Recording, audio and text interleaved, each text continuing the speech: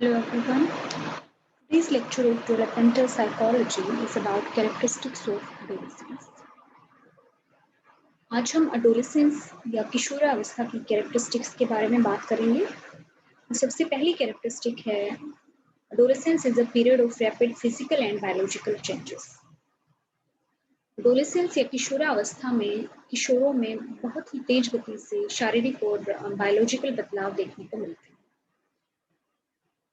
Females में अगर शारीरिक बदलावों की बात की जाए तो पेल्विस बोन की ग्रोथ के रूप में, ब्रेस्ट डेवलपमेंट के रूप में, जेनाइटल्स डेवलपमेंट के रूप में, प्यूबिक हेयर्स डेवलपमेंट के रूप में साफ तौर पर दिखाई देते हैं। इसके अलावा फीमेल्स में वॉइस पतली हो जाती है, एक्ने ग्लैंड्स में सिक्रेशन ज़्यादा होने लग जाता है, जिसकी वजह से उन्हें एक्ने दिखाई देता है। तो ये सब चीजें फीमेल्स में साफ तौर पर दिखाई देती हैं। वहीं अगर मेल्स में फिजिकल चेंजेस की बात की जाए तो मेल्स में मसल्स स्ट्रॉन्ग होने लगती हैं, हाइट और वेट साफ बढ़ा हुआ दिखाई देता है, फेशियल हेयर ग्रोथ हो जाती है, बियर्ड के रूप में दिखाई देती है, जेनाइटल्स फुली डेवलप हो जाते हैं, प्यूबिक हेयर डेवलपमेंट होने लग जाता है। तो ये सारी चीजें बॉयज में साफ तौर पर दिखाई देती हैं। अब क्योंकि किशोरावस्था में फिजिकल और बायोलॉजिकल चेंजेस अचानक से और तेज गति से होते हैं, तो उस वजह से किशोरों में ये बदलाव तीव्र गति से होने के कारण उनको एडजस्टमेंट में दिक्कत आने लग जाती है थोड़ी बहुत, और वो सिचुएशन के साथ अडेप्ट करने में मुश्किल महसूस करते हैं। The adolescents sometimes feel shy of the company of others, may blush when looked at by others, and may grow escapist. तो क्योंकि उनके बॉडी में अचानक से चेंजेस आए होते हैं, तो उस वजह से बहुत बार वो दूसरों के सामने शाय महसूस कर सकते हैं, दूसरों के बीच में अनकंफर्टेबल फील कर सकते हैं। The girl because of her menstruation and the boy because of his ejaculation especially grow apprehensive. The adolescent may at times suffer guilty consciousness. तो फीमेल्स में मेंस्ट्रुएशन स्टार्ट होने की वजह से और बॉयज में इजैकुलेशन होने की वजह से वो अपनी बॉडी में बहुत ज़्यादा चेंजेस महसूस करते हैं, जिसकी वजह से उनको काफ़ी ज़्यादा मनोवैज्ञानिक समस्याओं का सामना भी करना पड़ता है। They grow appearance conscious and became obsessed with the concern what others, the imaginary audience, may be thinking of my appearance and behavior. David Elkind has called is a new sort of egocentrism. इसके अलावा किशोर अपनी appearance को लेकर भी conscious हो जाते हैं, वो अपने आप को लेकर ऑब्सेस्ड हो जाते हैं, वो एक इमेजिनेशन में जीते हैं। उनको लगता है कि सब लोग उन्हीं को देख रहे हैं और सब लोग उनके बारे में क्या सोच रहे होंगे, उनके अपीयरेंस के बारे में क्या सोच रहे होंगे, उनके बिहेवियर के बारे में क्या सोच रहे होंगे। और डेविड एल्काइन ने इसको एक अलग तरह के ईगोसेंट्रिज्म के रूप में डिफाइन किया है। सेकंड कैरेक्टरिस्टिक है अपीयरेंस कॉन्शियसनेस, कि किशोर अपनी अपीयरेंस को लेकर बहुत ज्यादा कॉन्शियस हो जाते हैं किशोरावस्था में। During adolescence, both the girl and the boy grow very much conscious about their appearance. As physical changes are very rapidly taking place, affecting the appearance of the adolescent, how do I appear becomes his or her haunting concern. तो किशोरावस्था में जैसा अभी हमने बात की थी कि क्योंकि तेजी से उनमें बदलाव आते हैं, तो इस वजह से वो अपने अपीयरेंस को लेकर बहुत ज़्यादा कॉन्शियस हो जाते हैं। उनके मन में बार-बार ये विचार आते रहते हैं कि दूसरों के सामने मैं अच्छा लग रहा हूँ या नहीं लग रहा, या मैं कैसा दिखाई दे रहा हूँ, तो ये चीज़ें उनको बहुत परेशान करती हैं। An adolescent would told that he or she can to develop and maintain an attractive look. One grows very particular regarding one's dress, hairstyle and so on. तो एडोलेसेंट्स या किशोर अपने लुक्स को लेकर बहुत ज़्यादा कंसर्न्ड होते हैं, अपने आप को अट्रैक्टिव बनाने के लिए अलग-अलग तरह की चीज़ें वो करते हैं, नई-नई चीज़ें ट्राई करते हैं, अपनी ड्रेस को लेकर, हेयर स्टाइल को लेकर बहुत ज़्यादा कॉन्शियस हो जाते हैं।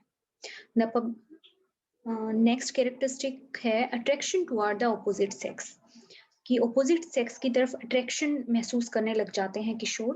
The public changes in the girl and the boy make one feel a strong attraction toward the other. The physical growth during the period of adolescence make one attractive for the opposite sex.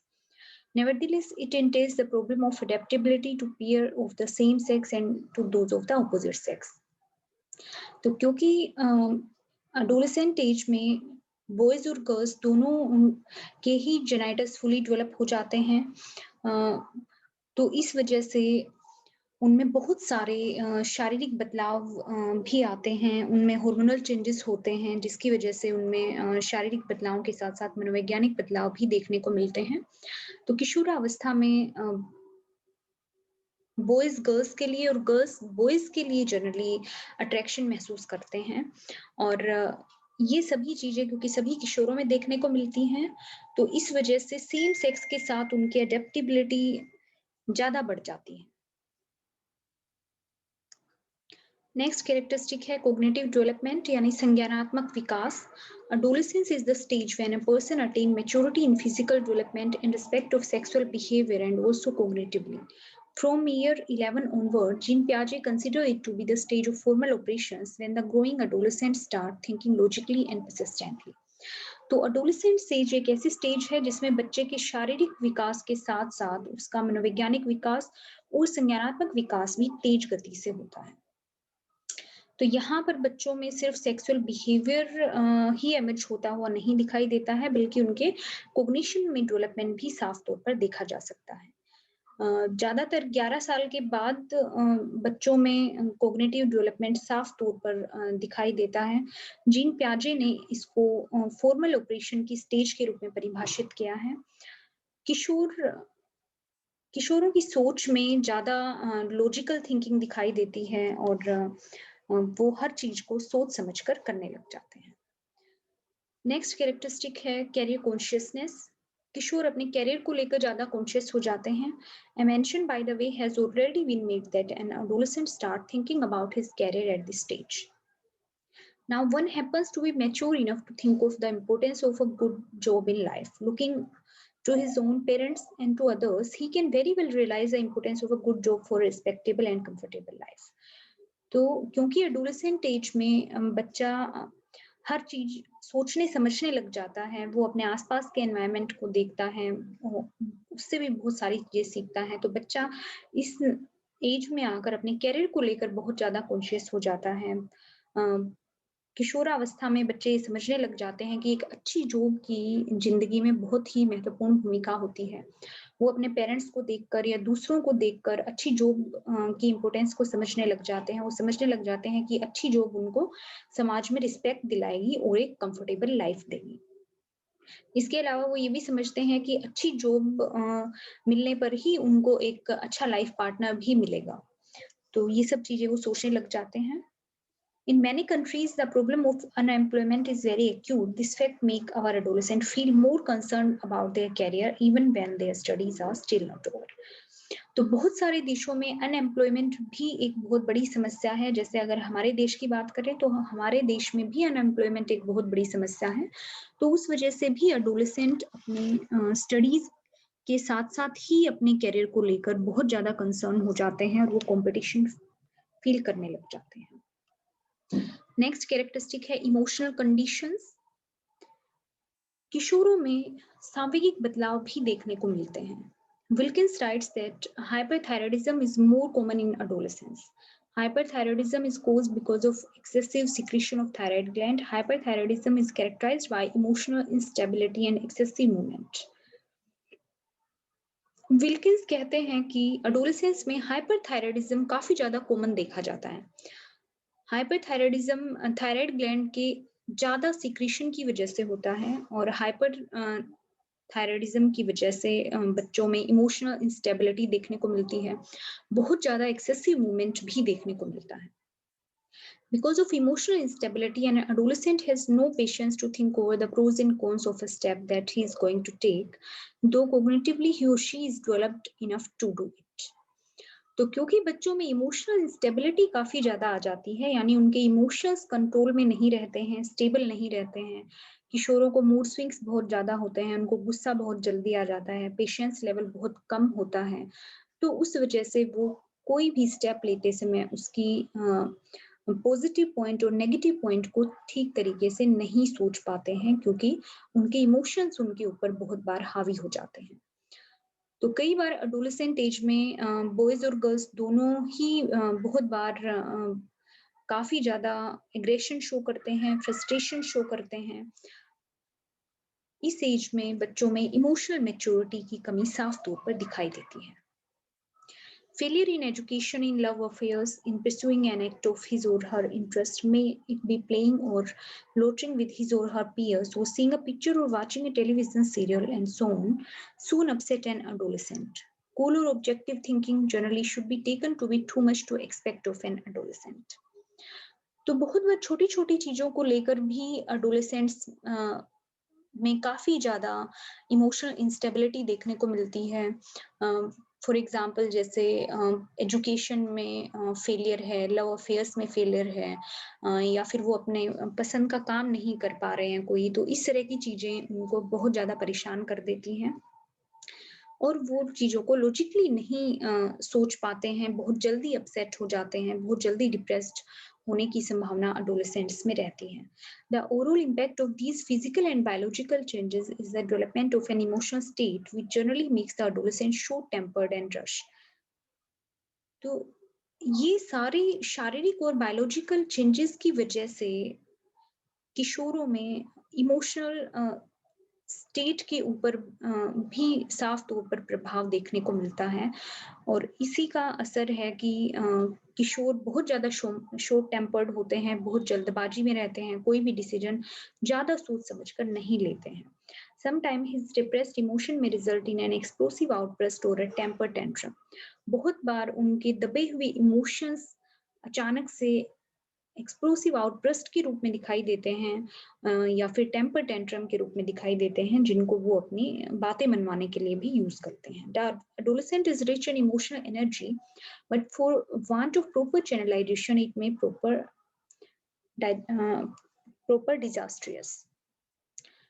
Adolescents या किशोर emotional energy से भरे हुए होते हैं, लेकिन वहाँ उनको proper channelisation की ज़रूरत होती है कि वो अपने इमोशंस को एक सही दिशा में यूज़ करें, ताकि उनकी लाइफ आगे चलकर सक्सेसफुल हो सके और वो कोई गलत कदम इमोशन में बहकर ना उठाएं। नेक्स्ट कैरेक्टरिस्टिक है फ्लाइट ऑन इमेजिनेशन, कि किशोर बहुत ज़्यादा इमेजिनरी वर्ल्ड में रहते हैं, डे ड्रीमिंग बहुत करते हैं, इमेजिनेशन काफ़ी ज़्यादा देखने को मिलती है किशोरावस्था में, एडोलेसेंट्स में। The adolescent often rises high and above the limitation of realities into the unbridled sky of imagination, seeking the fulfillment of a lot of many of his desires which stand no chances of being fulfilled otherwise. तो किशोरों की imagination की कोई limitation नहीं होती है, बहुत बार reality से काफ़ी दूर चीज़ों को इमेजिन करते हैं वो। अपनी इमेजिनरी वर्ल्ड में उड़ते रहते हैं, डे ड्रीमिंग बहुत ज़्यादा करते हैं, और इस तरह की इच्छाएँ भी वो बहुत बार अपनी इमेजिनेशन में रखते हैं, जो कि उनके लिए फुलफिल करना पॉसिबल नहीं है। यानी कि वहाँ वो मेहनत नहीं कर रहे हैं उस चीज़ को अचीव करने के लिए, लेकिन वो सोचते बहुत बड़ी-बड़ी बातें हैं। Adolescence is also a period when imagination can help him visualizing consequences and enable him think persistently. हालाँकि इमेजिनेशन हर एक एडोलेसेंस के लिए बुरी नहीं होती है। अगर एक एडोलेसेंस इमेजिनेशन करके और वहाँ पर अपनी इमेजिनेशन को रियलिटी में चेंज करने की कोशिश करता है, या वहाँ पर वो मेहनत करना स्टार्ट कर देता है, तो वो उसको कहीं न कहीं हेल्प भी कर सकती है उसकी लाइफ में, कहीं न कहीं उसको बेटर अचीवमेंट्स की तरफ मोटिवेट कर सकती है। Thus, imagination may either make the adolescent a daydreamer or an escapist, losing himself in the phantasmagoria and in a world which is the creation of his own fancy, or may turn him into a creative artist. तो दोनों चीजें possible हैं। एक possibility ये है कि imagination किशोर को एक डे ड्रीमर बना दे, वो हर एक चीज़ से भागने लग जाए, वहाँ पे जहाँ उसको मेहनत करने की ज़रूरत है, वहाँ वो मेहनत नहीं कर रहा है, सिर्फ़ वो बड़ी-बड़ी बातें सोच रहा है। और दूसरी तरफ ये हो सकता है कि इमेजिनेशन उसको एक मोटिवेशन दे किसी लेवल तक पहुँचने की या अपने एम को अचीव करने की, और वो एक क्रिएटिव आर्टिस्ट के रूप में चेंज हो जाए। To imagine of good things of high ideals to target is essential for the upliftment of a person, provided touch with the hard realities of the world is not lost. तो imagination बहुत बार किशोरों की life में अच्छी चीजें भी लेकर आती हैं। वो अपने आइडियल्स काफी ज्यादा हाई स्टैंडर्ड पर सेट करते हैं, अपने टारगेट काफ़ी ज़्यादा हाई स्टैंडर्ड पर सेट करते हैं और उनको अचीव करने के लिए वो मेहनत भी करते हैं। तो इस तरीके से इमेजिनेशन कई बार उनको मोटिवेशन भी प्रदान करता है। नेक्स्ट कैरेक्टरिस्टिक है हीरो वर्शिप। किशोरावस्था में किशोर जिस किसी को भी अपना हीरो मानते हैं या जिस किसी को अपना आइडियल मानते हैं, वो एक तरीके से उसकी पूजा करते हैं। वो उनकी हर एक चीज़ को कॉपी करने लग जाते हैं, उनके जैसा बनना चाहते हैं। Some living character may be some hero of the screen, a member of his peer group, someone among the acquaintances or of the family may have caught the imagination of the adolescent and he start emulating him keenly. तो adolescents के लिए उनका hero या ideal कोई भी हो सकता है। वो कोई एक्टर या एक्ट्रेस हो सकता है, कोई प्लेयर हो सकता है, कोई उनका फ्रेंड हो सकता है, उनके पेरेंट्स हो सकते हैं, टीचर हो सकता है, या कोई कोई भी व्यक्ति उनके लिए हीरो या आइडियल बन सकता है। और जिसको भी वो अपना आइडियल मानते हैं, वो उनको बहुत ही ज़्यादा कीनली फॉलो करने लग जाते हैं। What attracts him may be the physique, good height or well body build plus good appearance, maybe the skill in games or sport, adventurous nature, outspokenness, and so on are also the qualities for which the adolescent may choose his hero. अब जब भी कोई किशोर किसी को अपना ideal या hero मानता है, तो वो अलग-अलग बेसिस पे हो सकता है। हो सकता है किसी को उसकी फिजिक अच्छी लगे, अच्छी हाइट अच्छी लगे, उनका बिल्डअप अच्छा लगे, उनकी अपीयरेंस अच्छी लगे। उनको कोई पर्टिकुलर गेम या स्पोर्ट्स पसंद हो, तो उसमें उस स्पोर्ट पर्सन की स्किल अच्छी लग सकती है, उसको एडवेंचरस नेचर अच्छा लग सकता है, आउटस्पोकननेस अच्छा लग सकता है। तो बहुत ही अलग-अलग तरह की क्वालिटीज़ एडोलेसेंट्स को अच्छी लग सकती हैं, और जिनके बेस पर वो अपना हीरो चूज़ करता है। The adolescent may choose his hero from history or from some pieces of literature, or an imaginary character may also occupy the place of a hero in his mind. तो बहुत बार ऐसा देखने को मिलता है कि एडोलेसेंट रियल लाइफ से किसी हीरो को चूज ना करके इमेजरी वर्ल्ड से या हिस्ट्री से या लिटरेचर से भी अपने हीरो या आइडियल को अपने माइंड में रख सकता है। नेक्स्ट कैरेक्टरिस्टिक है हॉबीज। तो किशोरावस्था में बच्चों में हॉबीज भी डेवलप होती हैं। यही एक स्टेज होती है जिसमें बच्चा अपनी हॉबीज डेवलप करता है और अपनी हॉबीज पर टाइम स्पेंड करना शुरू करता है। Adolescence is also a period when one is inclined to a number of hobbies, or at least to one or the other of the hobbies. He may join some gym or a club of table tennis or lawn tennis, so may like to compose poem or write stories, music or dance may attract a few. किशोरावस्था में बच्चे एक से ज्यादा hobbies भी करते देखे जाते हैं, और अगर ज्यादा नहीं तो एक या दो हॉबीज तो हर एक किशोर में साफ तौर पर दिखाई देती हैं। वो जिम ज्वाइन कर सकते हैं, या जो भी स्पोर्ट्स उनको अच्छा लग रहा है उसका क्लब ज्वाइन कर सकते हैं, जैसे टेबल टेनिस है, लून टेनिस है, बैडमिंटन है, तो उनके लिए वो क्लब ज्वाइन कर सकते हैं। पोएम या स्टोरीज लिखना उनको अच्छा लग सकता है, म्यूजिक और डांस में इंटरेस्ट दिखा सकते हैं और क्लासेस ज्वाइन कर सकते हैं। Others may opt to be cricketers or hockey players. Girls especially may choose knitting, sewing, embroidery work, and so on as their hobbies. Sex identity, hero worship, and other are also the factors influencing the choice of a hobby. तो यहाँ पर ये कह रहे हैं कि boys and girls में थोड़ा सा डिफरेंस हॉबीज में देखने को मिलता है। बॉयज ज्यादातर जैसे क्रिकेट है, हॉकी है, इस तरह के चीजों में उनको इंटरेस्ट आने लग जाता है। वहीं गर्ल्स को क्रिएटिव चीजों में ज्यादा इंटरेस्ट आता है और उनकी हॉबीज वैसी ही हो सकती हैं, लेकिन आजकल ऐसा देखने को कम ही मिल रहा है। आजकल बॉयज एंड गर्ल्स की हॉबीज में बहुत ज्यादा डिफरेंस देखने को नहीं मिल रहा है।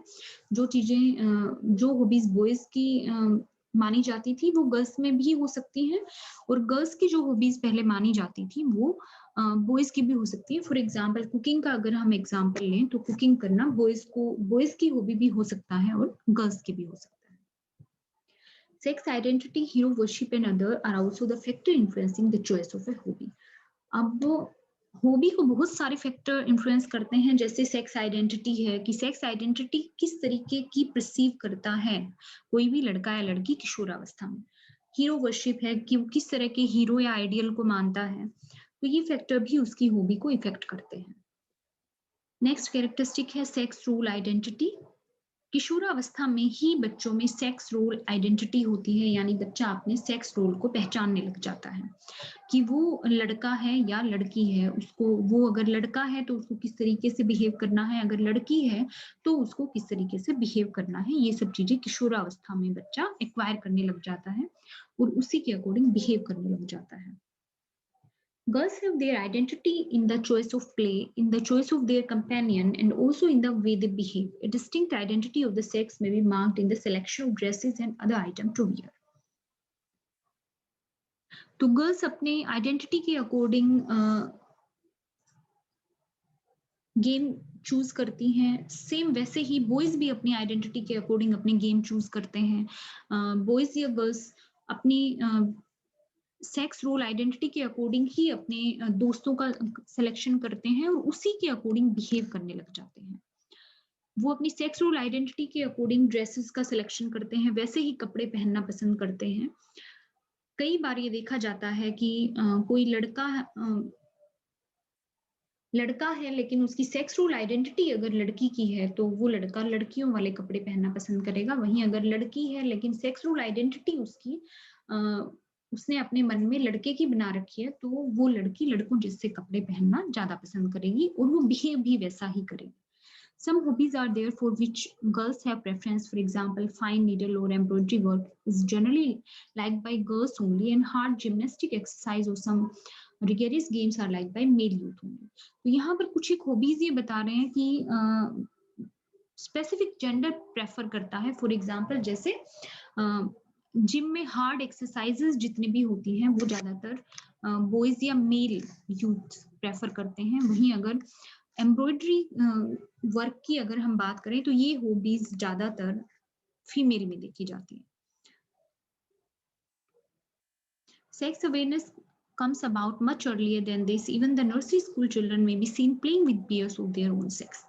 हालांकि सेक्स अवेयरनेस एडोलेसेंस एज से बहुत पहले बच्चे में आनी स्टार्ट हो जाती है, बल्कि नर्सरी स्कूल के बच्चे भी अपने पीयर ग्रुप के अपने सेम सेक्स के पीयर ग्रुप के साथ गेम खेलते हुए दिखाई देते हैं और वैसा ही अपने जेंडर के अकॉर्डिंग ही वो रोल प्ले करते हुए भी गेम्स में दिखाई देते हैं। During adolescence, both boys and girls try to acquire a set of behavior pattern acceptable and liked by the society for a particular gender only. तो किशोरावस्था के दौरान लड़के और लड़कियां दोनों ही सोसाइटी द्वारा मान्य बिहेवियर पैटर्न को एक्वायर करना स्टार्ट कर देते हैं। जो हमारे समाज में मान्य है इस तरह के व्यवहार को वो करना स्टार्ट कर देते हैं। For example, an aggressive and boisterous boy may be liked at time, but a girl is expected to be quiet and even bashful. For example, अगर हम अपने इंडियन कल्चर की ही बात करें तो हमारे कल्चर में अगर कोई लड़का एग्रेसिव है तो उसको फिर भी हमारी सोसाइटी एक्सेप्ट कर लेती है कि लड़के तो एग्रेसिव हो सकते हैं, लेकिन वहीं अगर कोई लड़की एग्रेसिव है तो उसको हमारी सोसाइटी में उतना ज्यादा एक्सेप्टेंस नहीं मिलेगी, क्योंकि हमारी इंडियन सोसाइटी के अकॉर्डिंग गर्ल्स को एग्रेसिव नहीं होना चाहिए और थोड़ा शांत स्वभाव का होना चाहिए। तो इस तरीके से सोसाइटी या कल्चर भी सेक्स रोल आइडेंटिटी को बहुत ज्यादा इफेक्ट करता है। Sex role identity has always reference to the culture और to the sub culture to which adolescent boy और गर्ल्स बिलोंग।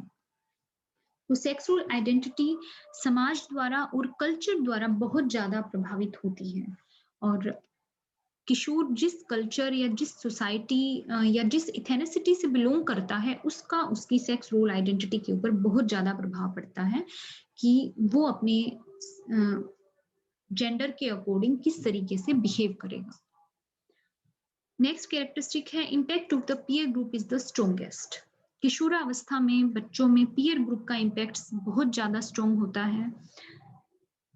वो अपने पीयर ग्रुप या अपने दोस्तों का साथ एंजॉय करते हैं।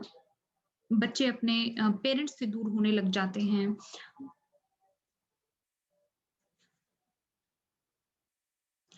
नेक्स्ट कैरेक्टरिस्टिक है स्टेज ऑफ कंफ्यूजन। किशोरावस्था कंफ्यूजन की अवस्था होती है, यानी कि एडोलेसेंट्स बहुत ज़्यादा कंफ्यूज रहते हैं, उनको ये नहीं समझ आता है कि उनका रोल क्या है सोसाइटी में, क्योंकि बहुत बार फैमिली मेंबर्स उनको बोलते हैं कि आप बड़े हो गए हो, वहीं बहुत बार उनको बोला जाता है कि आप अभी इतने बड़े नहीं हुए हो, तो उनको ये नहीं समझ आता है कि हम बड़े हो गए हैं या हम अभी छोटे हैं। तो इस तरीके से और भी बहुत सारी छोटी-छोटी चीज़ें उनके साथ घटित होती रहती हैं डे टू डे लाइफ में, जहाँ पर वो क्लियर स्टेट नहीं समझ पाते हैं कि वो कहाँ स्टैंड करते हैं सोसाइटी में या फैमिली के बीच। वहीं उनके इमोशंस भी बहुत ज़्यादा कन्फ्यूज़्ड स्टेट में रहते हैं, वो अपने इमोशंस को भी बहुत बार नहीं समझ पाते हैं। तो इस तरीके से उनमें बहुत ज़्यादा कन्फ्यूज़न देखने को मिलता है। नेक्स्ट कैरेक्टरिस्टिक है lack of communication with parents. किशोरावस्था में बच्चों में पेरेंट्स के साथ बहुत कम कम्युनिकेशन देखने को मिलता है। अपने साथ के दोस्तों के साथ उनकी क्लोज़नेस बढ़ जाती है, पेरेंट्स के साथ उनकी क्लोज़नेस कम हो जाती है। अपनी फीलिंग्स को पेरेंट्स के साथ शेयर करना पसंद नहीं करते हैं, क्योंकि बहुत बार पेरेंट्स उनके साथ फ्रेंडली बिहेव ना करके स्ट्रिक्ट हो जाते हैं, स्ट्रिक्टली बिहेव करते हैं। तो किशोर अपनी फीलिंग्स को अपने दोस्तों के साथ शेयर करना ज़्यादा पसंद करते हैं। तो यहाँ पर पेरेंट्स के साथ उनका कम्युनिकेशन बहुत ज़्यादा कम होता चला जाता है धीरे-धीरे, जो कि पेरेंट्स और किशोरों में एडजस्टमेंट की प्रॉब्लम को भी लेकर आता है, यानी कि पेरेंट्स और किशोरों के बीच में एडजस्टमेंट लेवल भी काफ़ी ज़्यादा कम हो जाता है।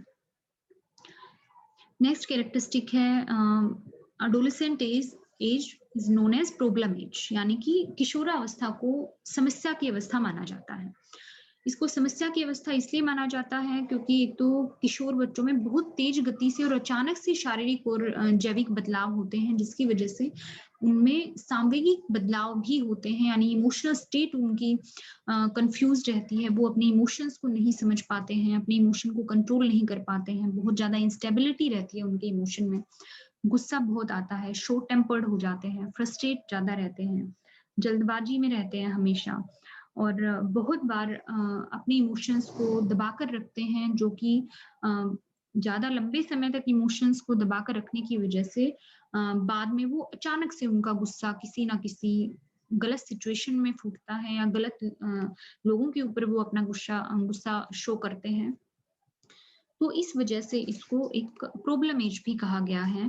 पेरेंट्स के साथ कम्युनिकेशन बहुत कम हो जाती है। फैमिली मेंबर्स के साथ अपनी बातें वो शेयर नहीं करते हैं।